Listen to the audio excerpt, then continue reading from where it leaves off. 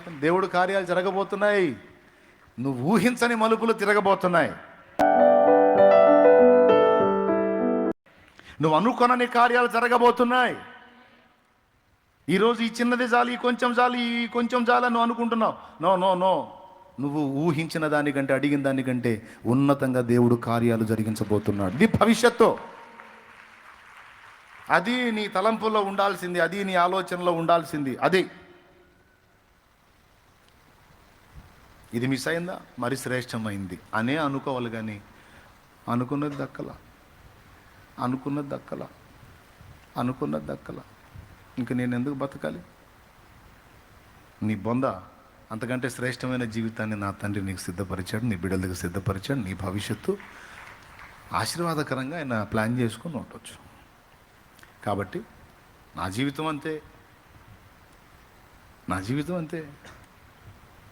నేను ఊహించలేదు కదా, అందుకే స్టార్టింగ్ ఆ పాట పాడుకున్నా. మరి పాడే కదా, ఇంకొద్దులే, టైం అయిపోయింది కదా, ప్రార్థన చేస్తాను. దేవునికి స్తోత్రం. కాబట్టి మీరు ఎంతమంది అర్థం చేస్తున్నారేమో, నిన్ను ప్రేమించి నీకై ప్రాణం ఇచ్చిన నా ప్రభువు, నీ భవిష్యత్తుకే భూమి మీదికి దిగొచ్చి సిలువ నీకు ప్రాణం పెట్టి నీ భవిష్యత్తుకు డోకా లేకుండా నీకు రక్షణ మార్గాన్ని వేసిన ప్రభు, ఈ భూమి మీద కూడా నువ్వు ఎదుర్కొనే రకరకాల పరిస్థితులన్నిటికీ తప్పించుకోవడానికి మార్గాలు వేశాడు, నీకు సహాయం అందడానికి దారులు వేశాడు. నీ భవిష్యత్తు, నీ వారి భవిష్యత్తుకి ఇబ్బంది లేకుండా, ఎందుకంటే నువ్వు క్రీస్తులో ఉన్నావు. ఇబ్బంది లేకుండా అన్ని విషయాలు ఆయన ఎంటర్ అవుతాడు.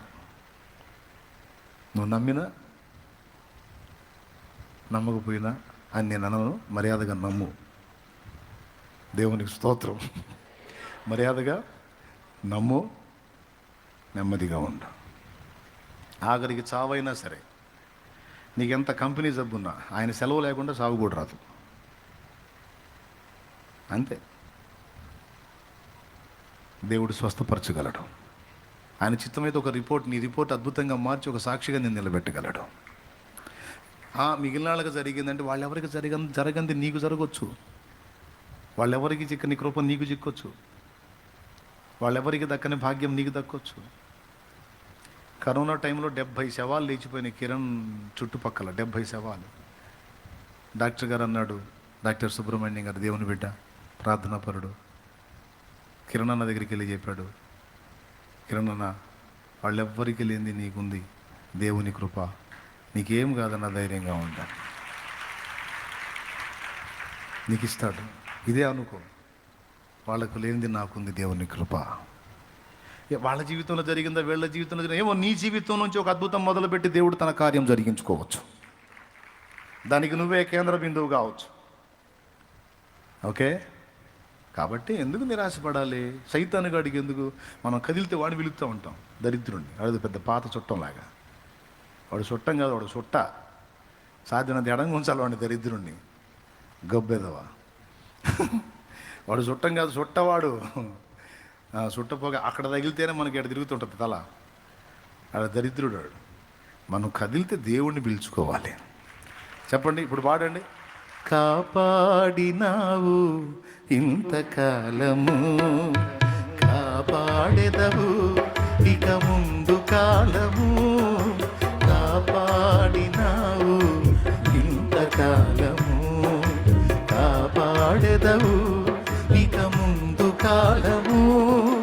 నిన్ను మరువనయ్య నా జీవితాంతము, నిన్ను మరువనయ్య నా జీవితాంతము. అమరం అతి మధురం నీ దివ్య స్నేహము, అమరం అతి మధురం నీ దివ్య స్నేహము. నిన్ను మరువనయ్య నా జీవితాంతము, నిన్ను మరువనయ్య నా జీవితాంతము. నీకే నీకే నా బ్రతుకు సొంతము, నీకే నీకే నా బ్రతుకు సొంతము. అందుకొనుము దేవా ఆరాధన, నా దీన స్తుతి నివేదన. అందుకొనుము దేవా ఆరాధన. హల్లెలూయా. కొంతమంది జీవితాలు ఎలా ఉంటాయంటే, ఈజిప్షియన్ పిరమిడ్స్ మీకు తెలుసా? ఈజిప్షియన్ పిరమిడ్స్, ఐగుప్తు పిరమిడ్లు అండి, ప్రపంచ వింతల్లో ఒకటి. రైట్. ఈజిప్షియన్ పిరమిడ్స్తో పాటు ఈజిప్ట్ వాళ్ళు చేసిన శవాలు కూడా మీకు తెలుసు కదా, మమ్మీలు. మమ్మీలు ఒక సమయంలో ఏం జరిగిందంటే, ఒక రాజు కొడుకు అటు బాల్యంలోనే చచ్చిపోతాడు. అటు బాల్యంలో చచ్చిపోతే వాళ్ళు ఏం చేస్తారంటే, ఒక పెద్ద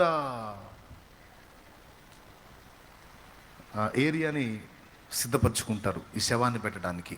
మామూలుగా 6 అడుగులు గుంట తీసి గుంటలో పెట్టడం కాదు, మనం చేస్తాం ఆ పని. వాళ్ళు అట్ట కాదు. రాజులు చనిపోతే, ధనవంతులు చనిపోతే ఆ డెడ్ బాడీని వాళ్ళు చెడిపోకుండా దాన్ని సిద్ధపరచడానికి రోజులు తీసుకుంటారు. రకరకాల లేపనాలు పూస్తారు ఆ బాడీకి. అయి పూసి అప్పుడు 5000 సంవత్సరాల క్రితం పెట్టిన ఆ బాడీసు ఇప్పటికంతే ఉన్నాయి. ఐగుప్తు మమ్మీలు, ఈజిప్ట్ మమ్మీలు. అర్థమైందా? ఆ బాక్స్ మూత ఓపెన్ చేస్తే డెడ్ బాడీలు అంతే ఉంటాయి. అప్పుడెప్పుడో భూస్థాపన చేసినాయి. ఆ భూస్థాపన అంటే భూమిలో పెట్టినవి కాదు, ఆ బాక్సుల్లో పెట్టి భద్రపరుస్తారు. వాళ్ళు వాటికి లేపనాలు పూస్తారు. ఐగుప్తులో యాకోబు చనిపోయినప్పుడు, యోసేపు తండ్రి అయిన యాకోబు చనిపోయినప్పుడు కూడా ఆయన చాలా రోజులు సుగంధాలతో సిద్ధపరిచారట, ఆ బాడీ ఖరాబ్ కాకుండా. అలాగా ఈ యువరాజు చనిపోయినప్పుడు ఎందుకు వాళ్ళు అలా చేస్తారంటే, అలా బాడీని లేపనాలు పూసి సిద్ధం చేసి, ఇది ఒకటేనండి నేను ప్రార్థన చేస్తా, మనసు పెట్టినండి, అది అట్లా, అది అప్పటి బాడీస్ అయి అట్లా వాటికి అన్ని రకరకాల పూసి బాడీ ఖరాబ్ కాకుండా బాక్సులో పెడతారు. పెట్టి ఏం చేస్తారంటే, ఆ బాక్స్ని ఒక ఏరియాలో పెట్టి అదంతా ఓపెన్ పెట్టేసి, ఆ ఓపెన్లో బంగారు, వెండి వస్తువులు, రకరకాలు అక్కడ విలువైన సంపద అంతా తెచ్చి అందులో పెడతారు. వాళ్ళ విశ్వాసం ఏంటంటే, వాళ్ళు లెగుస్తాడు, లేచినప్పుడు ఇవన్నీ అడిగి ఉపయోగపడతాయని. మన వాళ్ళు తాగుబోతుళ్ళు సీసా పెట్టినట్టు తెలుసా మీకు? తాగుబోతుళ్ళది భలే సందడి ఉంటుంది. చచ్చిపోయిన దగ్గర వాళ్ళతో పాటు ఆడు తాగి చచ్చిపోయాడు. నాకు ఇట్లాంటి కేసులు చాలా తగిలినాయి. అప్పుడు సమాధి కార్యక్రమానికి వెళ్ళేవాడినిగా, అప్పుడప్పుడు డింకు మాస్టర్లు కూడా తగిలేవారు. తాగి చివరాఖరిలో మారు మనసు పొంది బాప్తీసం పొంది ఇక అంతా వదిలేసుకొని దేవుణ్ణి నమ్ముకొని బాప్తీసం పొంది ప్రభు పిలుపుని బట్టి చచ్చిపోతాడు అనుకో. ఆ సమాధి కార్యక్రమానికి మేము పోతే వీళ్ళు వస్తారు, మందు బాబులు వచ్చి వాళ్ళ డైలాగులు ఉంటాయి. లేరా, ఇదిగో క్వార్టరా ఫుల్, లేరా అని లేపుతున్నాడు. లేవడు, పొరపాటున వాళ్ళు లేస్తే ఇది తాగిందంతా దిగిద్ది. సరే, అది వేరే సంగతి. చచ్చిపోయి ఆ సమాధికి వెళ్ళేటప్పుడు గుంట తీసి బాడీని అందులో పెట్టేటప్పుడు వాడు అంటాడు, తెచ్చావా తెచ్చారా, పెట్టురా, తలాపును పెట్టు, ఈ పక్క ఒకటి పెట్టా. ఎందుకంటే మధ్యలో వాళ్ళు లేచి ఎప్పుడన్నా తాగాలనిపించినప్పుడు తాగుతాడని. దానివల్లే చచ్చిపోయింది. అర్థమైందా? 70-80 ఏళ్ళు బతకాల్సినోడు ఇప్పుడు 30-40కి పోయాడు దానివల్లే. అయినా సరే ఆడు మధ్యలో లేచి తాగాలని, ఆడి శ్వాసం చూడు. మరి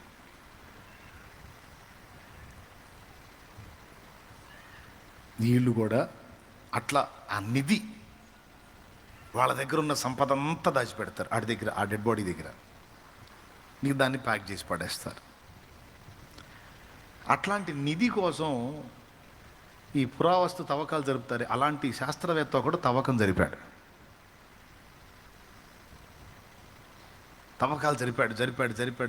జరిపాడు. ఎక్కడుంది అతన్ని పెట్టింది? ఆ గుహ తెలుసుకుంటే, ఆ ఉనికి తెలుసుకుంటే, ఆ ప్రదేశం తెలుసుకుంటే ఆ సంపద అంతా వచ్చింది. పాపం 7 సంవత్సరాలు కష్టపడ్డాడు. 7 సంవత్సరాలు కష్టపడి తవ్వి దొరకలా. చివరికి ఆపేశాడు. తను యంగ్స్టర్గా ఉన్నప్పుడు ఆ పని చేశాడు. దాదాపు ఒక 30 ఏళ్ల ప్రాయంలో ఆ పని చేశాడు అనుకోండి. 30 ఏళ్ల ప్రాయంలో ఆ పని చేశాడు అనుకోండి. వర్కౌట్ కాలం ఆపేశాడు. ఇంకా అది అట్లనే అయిపోయింది. ఆ గుంట అలానే అయిపోయింది. ఇంకా ప్రదేశానికి వెళ్ళలేదు. తర్వాత మామూలు లైఫ్లోకి వచ్చేసాడు. 40 ఏళ్ళు గడిచింది. ఎన్నేళ్ళు? 40 ఏళ్ళు గడిచింది. 40 ఏళ్ళు గడిచిన తర్వాత ఆయనకి కూతురు పుట్టింది. కూతురు పెద్దదైంది. కూతురు ఒకరోజు సంభాషణలో మాట్లాడుతూ, డాడీ నువ్వు ఫలానా దానికోసం రీసెర్చ్ చేసావు కదా, పరిశోధన చేసావు కదా, అది అక్కడే ఉందనేది చాలామంది చెప్తున్న విషయం కదా, మరి ఎందుకని నువ్వు తవ్వకాలు జరపదంటే 7 సంవత్సరాలు తవ్వించానమ్మా, ఏం దొరకలేదు అంటే, ఎంత డీప్లోకి వెళ్ళారు అని అడిగాను. ఎంత డీప్లోకి వెళ్ళాను? ఇంకొక అడుగు తవ్వించకపోయావా, ఒకవేళ దొరకవచ్చు కదా అని సరదాగా మాట్లాడి వెళ్ళిపోయింది ఊరక. ఇతని మనసులో పడింది అది. చాలా డీప్లోకి వెళ్ళాను, చాలా లోతులోకి వెళ్ళాను తవ్వుకుంటా. నిజంగా ఇంకొక అడుగు వరుస పెట్టి తవ్వితే ఎంత బాగుండేది, చూద్దాం, ట్రై చేద్దాం, ఇప్పుడైనా ఏం పోయిందని కొంతమంది పని వాళ్ళని తీసుకొని అదే ప్లేస్లో మళ్ళీ అడుగు లోతు పెట్టి మళ్ళీ తవ్వకం జరిపాడు. తవ్వకం జరిపితే కరెక్ట్గా అడుగు లోతు కింద అది బయటపడింది. అతన్ని పెట్టిన ఆ మమ్మీ ఉన్న ప్లేస్ బయటపడింది. ఇంకా పూర్తిగా కిందికి తవ్వారు. టోటల్ అదంతా ఆ గుహంతా బయటకు వచ్చేసింది. చివరికి ఆ గుహలో ఒక పక్క ఓపెన్ చేశారు. ఓపెన్ చేసి ఇతనే ముందు తల లోపల పెట్టి చూశాడు. లోపల అంత గోల్డ్ ఐటమ్, బంగారంది, అంత విలువైనవన్నీ దగ దగ దగ దగ దగ మెరిసిపోతా ఉన్నాయి లోపల. అట్లాంటిది ఒక ప్లేట్ దొరికినా బాగుండి మనకు అనిపిస్తుంది కదా. మీకు దేవునికి స్తోత్రం కలుగును గాక. హల్లెలూయా. 1 కిలో వెయిట్ ఉన్న ప్లేట్ ఒక్కటి దొరికితే అప్పులన్నీ తీరిపోతాయి ప్రభు, అట్లాంటి దొరికేటట్టు చేయను అనిపిస్తుంది కదా. మనకు ప్లేట్లు అవసరంలా, దేవుడే కార్యం చేస్తాడు. దేవునికి మహిమ. తల లోపల పెట్టి చూస్తే అంత మెరిసిపోతూ ఉంది. కాసేపు చూశాడు. తల లోపల పెట్టి పెద్దగా ఏడుస్తున్నాడంట. చాలాసేపు ఏడ్చాడంట. బయటికి ముఖం తీస్తే ఆయన కళ్ళన్నీ నీళ్ళతో ఉన్నాయంట. ముఖం అంతా దారులు గారి ఉందంట. ఏడుస్తూ ఉన్నాడు. సార్ సంపద దొరికింది, ఎందుకు ఏడుస్తున్నారని వాళ్ళంతా అడిగితే,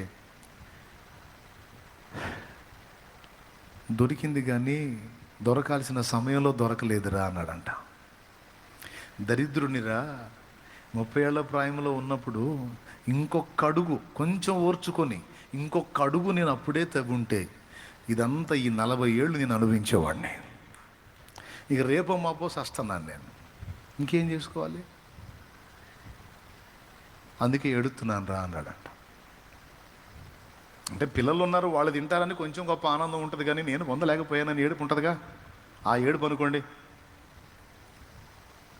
కొంతమంది సైకాలజీ ఎలా ఉంటుందంటే, ఇంతసేపు ఓర్చుకొని తీరా దేవుడు మలుపు తిప్పబోయేటప్పుడు వీళ్ళు వేరే స్టెప్ తీసుకుంటారు. అర్థమైందా? చాలా కాలం నిరీక్షించి దేవుడు ఒక అద్భుతమైన మలుపు తీసుకోబోతున్న టైంలో వీళ్ళు వేరే స్టెప్ తీసుకుంటారు. ప్రాణాలు తీసుకోవటమో, లేకపోతే ఇంకొక టైపుకి దిగజారిపోవటమో, ఇంకొక దానికి ఇదైపోవటమో, ఇంకొక తప్పు మార్గానికి వెళ్ళిపోవటమో, ఏదో ఒకటి రాంగ్ స్టెప్ తీసుకుంటారు. నేను ఈ మాట మీకు ఎందుకు చెప్పానంటే, కాలాలు సమయాలు దేవుడు తన స్వాధీనంలో తీసుకొని ఉన్నాడు. చాలా కాలం గడిచిపోయిందని నువ్వు అనుకోవచ్చు. గడిచిపోయిన కాలాన్ని నువ్వు తేకపోవచ్చు, కానీ ముందున్న కాలాన్ని పొడిగించి నువ్వు ఆశించిన దానికంటే శ్రేష్టమైనటువంటి స్థితిని నీకు ఇవ్వగల సమర్థుడు దేవుడు. ఒకవేళ నేను అలా ఇవ్వను అని దేవుడు నీతో మాట్లాడితే అప్పుడు నువ్వు ఏ స్టెప్ అయినా తీసుకో.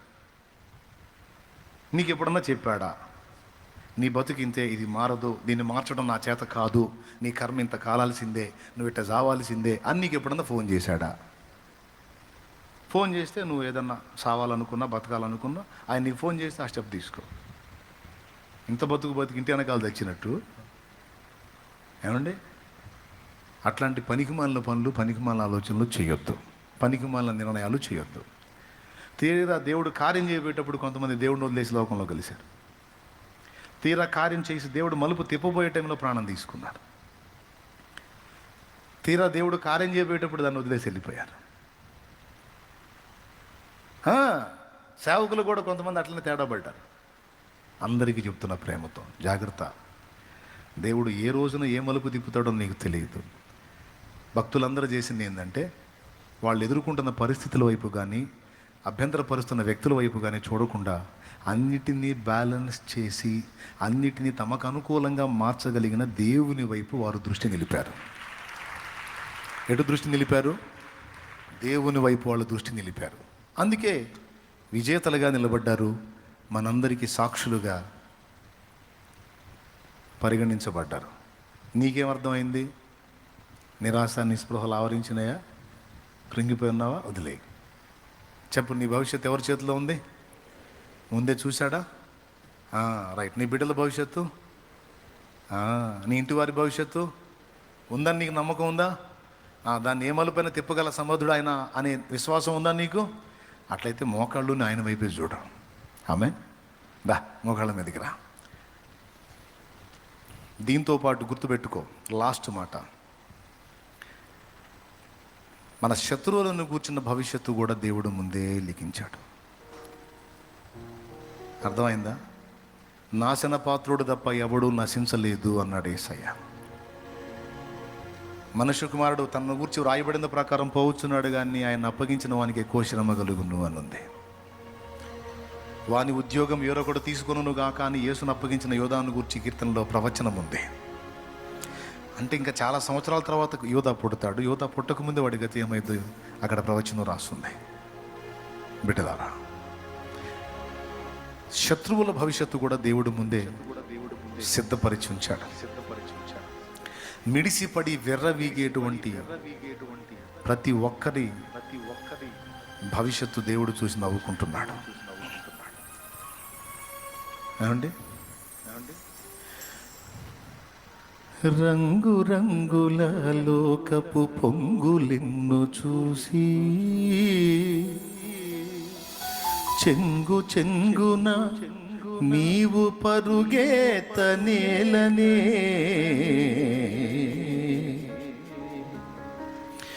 అందము మాయా